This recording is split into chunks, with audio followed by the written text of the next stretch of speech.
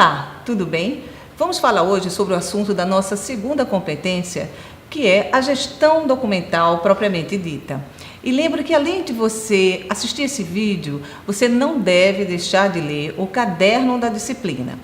No vídeo da competência 1, nós tratamos sobre as noções básicas da documentação. Na ocasião, você assistiu um pequeno trecho do vídeo sobre o ciclo de vida do documento e que foi traduzido e legendado especialmente para você. Mas o que você viu ali foi apenas um pequeno trecho, então eu oriento que você o assista por completo, porque ele contém informações que esclarecerão ainda mais o ciclo de vida dos documentos e que vão lhe permitir você compreender melhor o processo da gestão documental. Em todo o processo de gestão, as ações elas precisam ser bem administradas. Isto é, elas precisam ser planejadas para não ocorrer situações em que a falta de controle sobre os documentos causem atrasos, perdas, duplicidades e erros de informações que eles contêm. E são situações que irão gerar impactos negativos na eficiência e na produtividade da empresa. Eu trouxe um vídeo bem humorado para mostrar a você do que nós estamos falando. Vamos assistir?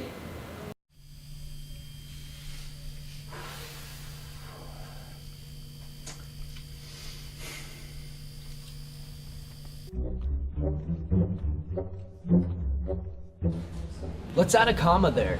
You don't need a comma there. I don't need a comma there. Whatever. Let's give this to Marge so she can check the deliverables section. Heyo. You didn't save your own copy? Oh, come on. Marge made a few changes. Alright, file. Save as. Attach. Send. I think that was the old version, Tim. Dang.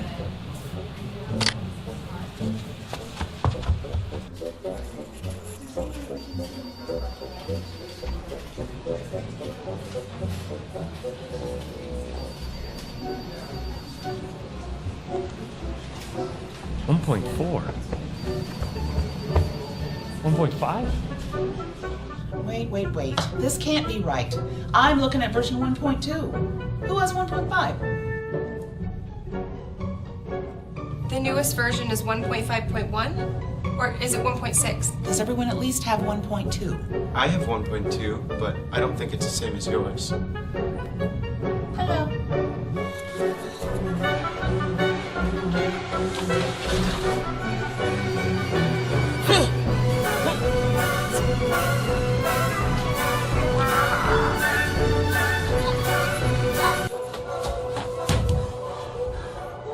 Who am I?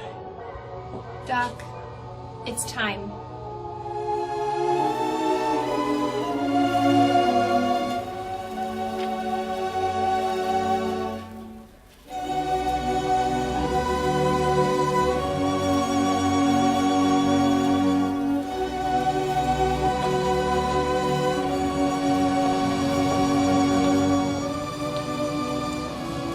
See you on the other side, old friend.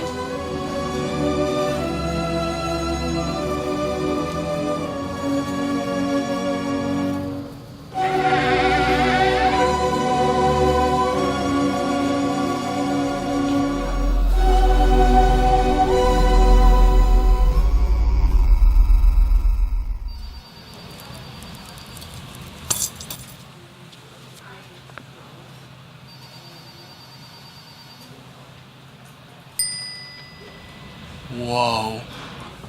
Let's get to work. Yes!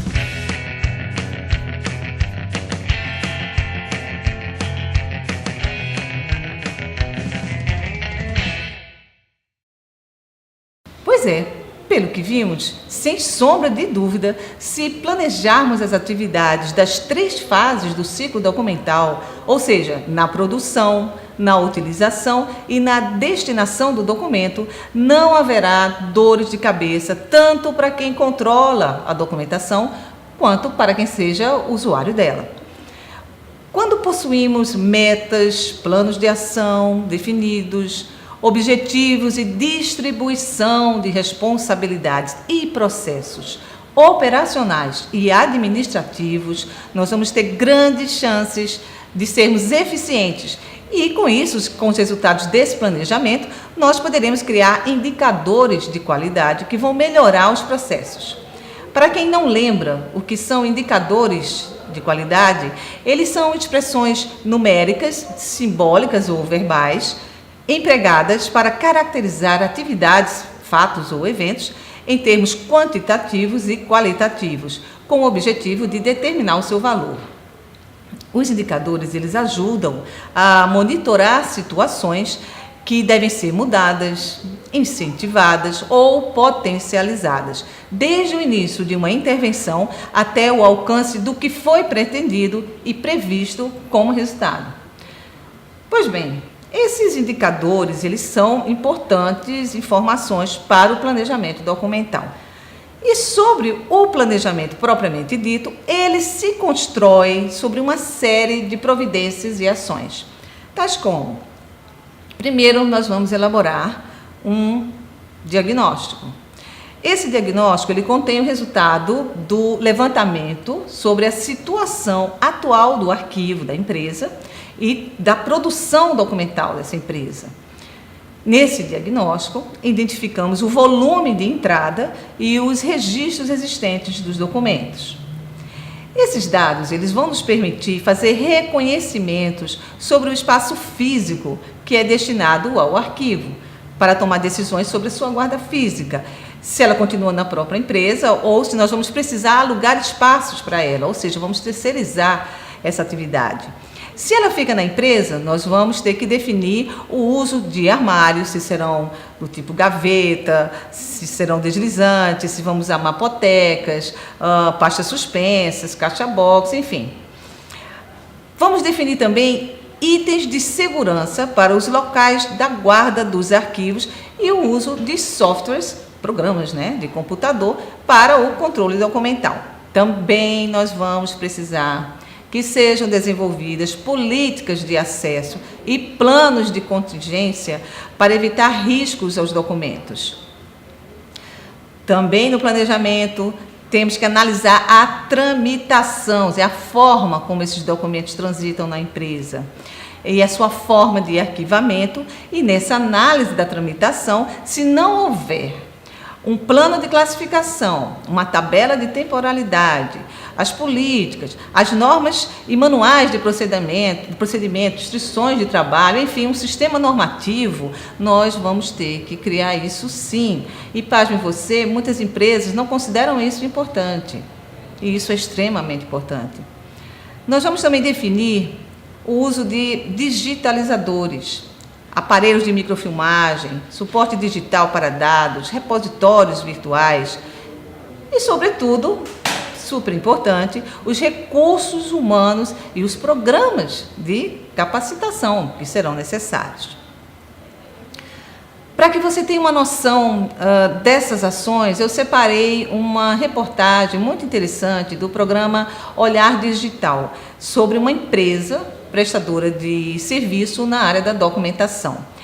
Ele é um vídeo interessante e porque nele você verá quase tudo isso que eu acabei de comentar. Planos de contingência, tabela de temporalidade, ações de segurança documental, as tecnologias, a legislação brasileira sobre a documentação. É um vídeo interessante.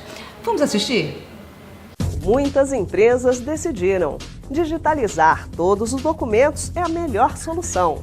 E são muitas as vantagens.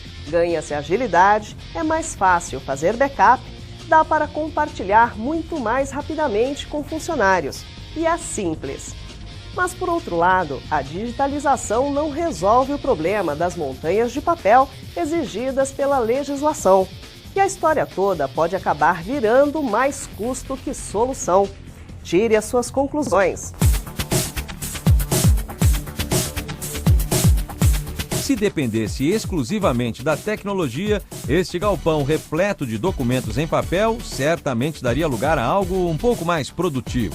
Mas a realidade está longe de ser essa. Apesar de as soluções para a digitalização de documentos terem avançado bastante nos últimos anos, a burocracia e a falta de leis específicas no país ainda fazem com que montanhas de papéis como estas sejam arquivadas por muito e muito tempo. Esta empresa digitaliza em média 12 milhões de páginas por mês. Cada documento que chega aqui é identificado com um código de barras e digitalizado em scanners de escala industrial. Automaticamente esse documento sobe para o nosso servidor e aí cai num portal chamado Portal All Store, para que o cliente já tenha acesso imediato a essa documentação digitalizada.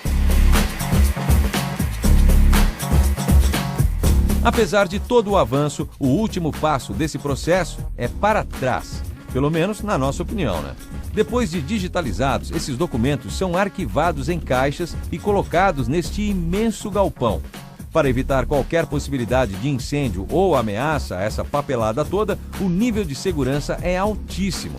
Quando um documento original é solicitado, um funcionário precisa usar uma lanterna de LED para evitar qualquer tipo de aquecimento e procurá-lo, assim, ó, no escuro. Mais do que isso, essa empresa possui uma moderna sala-cofre para guardar mídias e os documentos ainda mais importantes de seus clientes. Nessa sala-cofre foi montada uma sala onde eu tenho paredes duplas com ferro no meio dentro destas paredes, eu tenho gás FM200, eu tenho sistema VESDA de controle, acesso por biometria, controle de temperatura e umidade. Qualquer coisa, se acontecer uma fumaça dentro dessa sala, por exemplo, os detectores detectam, soltam um gás que preenche essa sala em 5 segundos e apague qualquer folga de incêndio que esteja acontecendo ali dentro. No Brasil, o ciclo de vida do papel ainda é extremamente longo, podendo ultrapassar os 30 anos. As leis são diferentes para cada tipo de documento. Por exemplo, documentos fiscais precisam ser guardados por pelo menos 5 anos. Contratos de financiamentos, 10 anos. Prontuário de funcionários de uma empresa, 25 anos.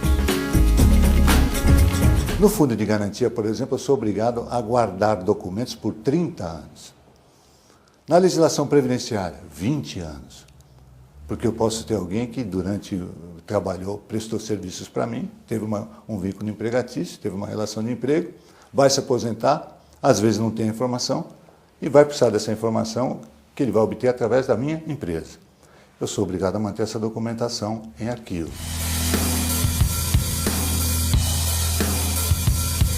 Na visão do especialista, o que acontece é uma inversão de responsabilidades do governo para o contribuinte.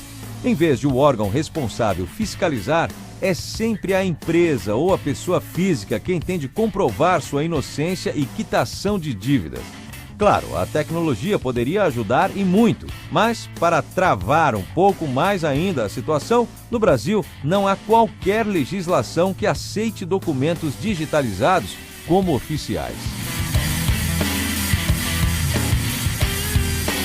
Eu não posso gerar arquivos eletrônicos da minha própria documentação para mantê-las guardadas e, eventualmente, utilizá-las numa possível exigência em relação ao ente público, porque não há uma presunção de verdade se eu não mantiver esse documento na forma original para provar que aquele arquivo eletrônico foi gerado a partir do documento original.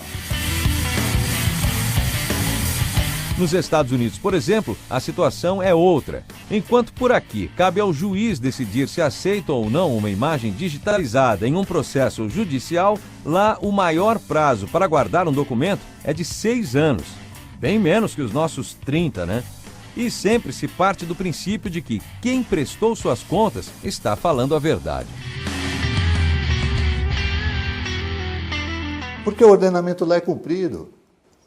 Porque o contribuinte, se não tem medo, tem respeito, porque sabe a destinação dos impostos que arrecada, sabe qual é a finalidade daquilo que ele está pagando, sabe pelo menos da pátria que ele respeita, e por isso ele cumpre com todas as obrigações.